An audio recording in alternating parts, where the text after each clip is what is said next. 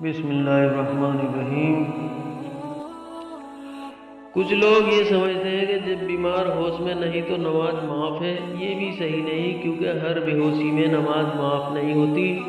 جس بے ہوشی میں نماز معاف ہوتی ہے وہ بے ہوشی وہ ہے جس میں بیمار جگانے سے بھی نہ جاگے اور لگاتار 6 نمازیں بے ہوشی میں چھوٹ جائے۔ ایسی صورت میں نماز بالکل معاف ہو جاتی ہے، اس کی قضا بھی واجب نہیں۔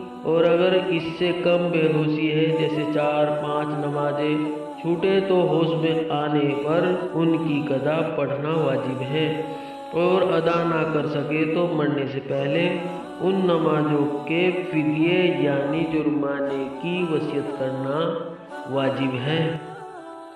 کچھ بیمار کھڑے ہو کر نماز پڑھنے کی طاقت رکھتے ہیں، مگر وہ پھر بھی بیٹھ کر نماز ادا کرتے ہیں۔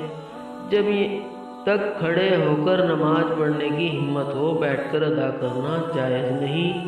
اس لیے بہت دیکھ بھال کر نماز ادا کرنا چاہیے۔ کچھ بیمار نماز میں کراہنے کو روک سکتے ہیں، لیکن آہ آہ صاف آواز نکالتے ہیں اور اس کی پرواہ نہیں کرتے کہ نماز رہے گی یا جائے گی۔ یاد رکھنا چاہیے، جبکہ روک سکتے ہیں، پھر ایسی آوازیں نکالنے سے نماز نہیں ہوتی۔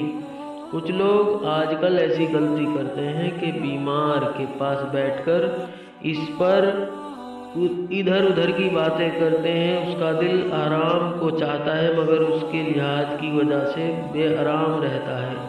ہاں، اگر اس سے ایسی جھجک نہیں کہ آرام میں رکاوٹ ہو، بلکہ اسے اچھا لگے، آرام ملے، تو الگ بات ہے۔ کچھ لوگ بیمار ہی سے بیماری کی ساری بات پوچھتے ہیں، یہ عادت غلط ہے۔ ایسی باتوں سے بیمار کو تکلیف ہوتی ہے۔ کچھ لوگ بیمار کے بارے میں ایسی باتیں کرتے ہیں جو نا امیدی اور نراشا کی ہوتی ہیں۔ یہ بہت بڑی غلطی ہے۔ بیمار کے سامنے یا اس کے گھر والوں کے سامنے ایسی باتیں مت کرو جس سے زندگی سے نا امیدی پائی جائے، اس سے دل ٹوٹے گا۔ بلکہ تسلی کی باتیں کرو کہ انشاءاللہ سب دکھ جاتا رہے گا۔ اللہ تعالی ہم سب مسلمانوں کو ان باتوں پر عمل کرنے کی توفیق عطا فرمائے، آمین۔